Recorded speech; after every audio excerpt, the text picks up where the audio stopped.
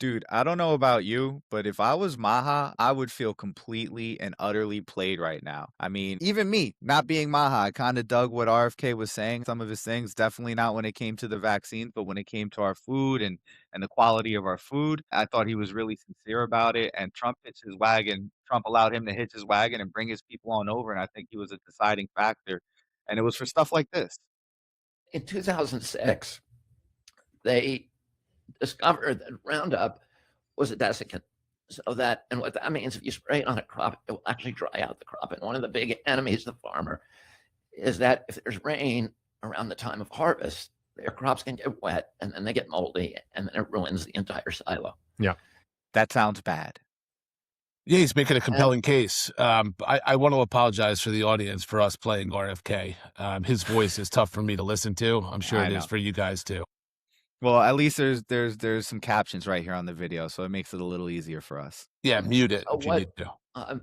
What Monsanto did is they began telling farmers, spray this on the crop, on your wheat, right before harvest, or at the time of harvest. And it was so popular that about 85% of the Roundup that has been used in history has been used since 2006. Wow. And a large part of that is as a desiccant. And what that meant, Mark, is for the first time they're spraying it on food. Yeah. Right at harvest. Yeah. And for the first Not time, early in the season when it may have a chance to wash off, but actually just before you're going to eat it. Right. And they're spraying it for the first time on wheat because there was no such thing as Roundup Ready wheat. This all sounds really bad. And then he goes on to say like 2006 was a marker. So let's continue. They started spraying it on wheat as a desiccant. And so 2006 marks the date when suddenly these gluten allergies began exploding, the celiac disease, and all these kind of wheat problems that we started seeing in this country. If you measure back and say, when did it start? You can look and draw a red line, and it's 2006, and it's the year that they began spraying it on wheat. So that's the year that they started spraying glyphosate on the crops more than what was probably recommended, just because it was easier for the farmers, for big agriculture to, I guess, avoid losses. I'm not a farmer here. Go ahead, Nick. Yeah, this is coming from Kennedy, but, if Kennedy's going on all these podcasts making these claims, I could see how a lot of people would look to this as one of their primary issues, right? Like safety, food safety, all that sort of stuff. And that's where the MAHA movement essentially grew out of. And you're right. So first, RFK goes to Kamala and says, hey, make me Secretary of HHS. And she says no. So then he goes to Trump, and Trump's like, the ultimate deal, man. She's like, of course, bring your MAHA people over, and I'll start talking about this MAHA shit that I don't understand. What was he polling at? He was polling a good little chunk. What was it, like 4, 5, 6%? Yeah, it was enough to make a difference. I think some polls might have even had him close to the double digits, if not the low double digits. Yeah, he was making noise. And so Trump brings him into the fold, and then Trump starts talking about making these talking points, like, bringing up the MAHA talking points. And we have a clip for that where Trump's going to go into it. And I think a lot of the RFK supporters, like, Trump's bought in. He's one of us. He's going to do this just like he cons other people. Let's see, because this was him back in 2024. We're joining forces to defeat government corruption, restore free speech, and make America healthy again. We're going to make America healthy again, MAHA. The picture of health. Look at this fat fuck. You're talking about make America healthy again? You eat at McDonald's. It's reported that this guy eats at McDonald's every day. Yeah, every day. Disgusting. Mm-hmm. No. You only eat at McDonald's when your kids are begging for fucking McDonald's and you're worn down, you're beat down, you don't know what else to do, and you're just like, all right, I'll get you a kid's meal. I'll get you a Happy Meal, no problem. Here you go, right? Or you're annihilated at 3:00 in the morning and there's nothing else open.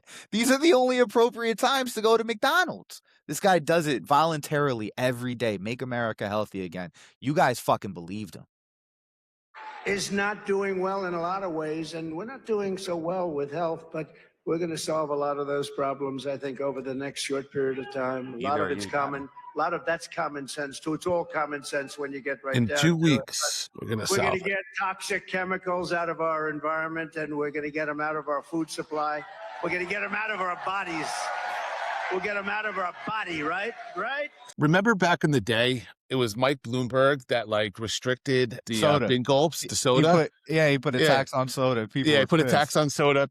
Fox News Michelle went banana. Obama. I was Michelle gonna. You Obama? beat me to the punch, but like Fox News went nuts. They called Michelle Obama like a witch because she was trying to add like a fruit to kids' lunches, and now they just co-opted the "Make America Healthy Again," and they thought that Trump was going to lead them to the promised land. But let's see how Trump is leading them now. Absolutely nothing. In fact, this is straight from WhiteHouse.gov. Promoting the national defense by ensuring an adequate supply of elemental phosphorus and glyphosate-based herbicides, aka Roundup, aka the fucking boogeyman that RFK was talking about. So you know who doesn't want the restrictions of Roundup? Farmers. Big agriculture? Big ag, right? And you know who donates a lot of money to Trump? Big ag. And you know who just got fucked by Trump with the soybean tariffs? Big ag. So Trump owes them one. And so there was no way Trump was ever going to fuck over big ag. They donate too much money to his campaign. It's just ridiculous to think otherwise. And these guys are not going to give up something that makes their lives easier, makes them more money. And if it poisons Americans, they don't give a shit. Nope. That's just facts, right? They don't care. So they need it for agricultural, they need it for livestock, and they're going to continue using it, and they're going to dump a ton of money into Trump's campaign, or even just give it, buy his crypto. It doesn't matter.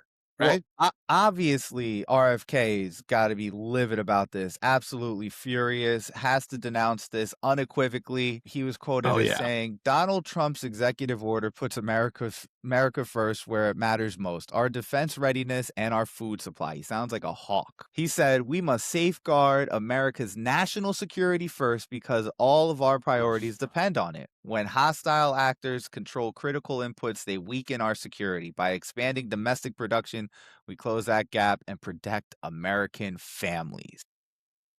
Fuck Americans with celiac disease, right? Like national security. Fucking, he was talking about a gluten allergy. He was talking that woke shit. Get that shit the fuck out of here. Right, Go eat some meat.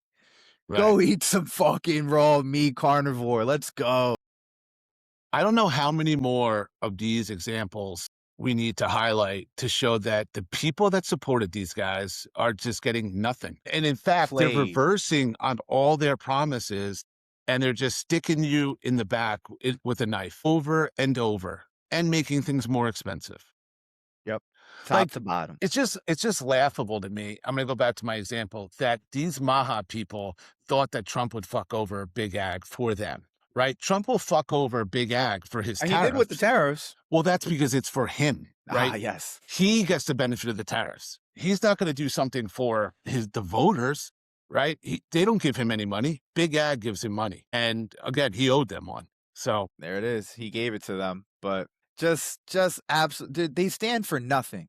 They stand for absolutely nothing. And the sooner you guys realize that, the better off you're going to be, the better off we're going to be as a country. And again, I don't have my head in the sand, and I'm not saying here the Dems for the most part a lot of times don't stand for nothing, but the shit that they do stand for, in theory is good. We've already seen this shit play out in practice, and it's not. So one more thing, just before we leave, like RFK, right? And this is like Don Bongino. This is like another example of this. He based his whole career on, vaccines, obviously, but also this food safety, food health, and now he completely just like turned his back on MAHA, and not even like after Trump was like, no, we need glyphosate for national security purposes. He could have quit and he could have resigned. He could have put up a stink. He could have had something leak or something. He could have done something. He could have fought. He could have fought for his base, and he decided to lay down. And what does he do? He basically says, yeah, I agree with this. This is America First policies. So like after this administration is over, how does he slink back to the MAHA group and try to, I don't know, justify this? He will. And they'll accept him back. Just like, they will. Bongino's being accepted back because these people are clueless. I mean, it's just, it doesn't matter. He'll have enough of a base to have a career left. But anyways, guys, listen, we hope you guys enjoyed it. If you could, don't forget to like, subscribe, share, comment, and hit the bell icon to get notified when we drop a new episode. And we'll talk to you guys soon. Peace.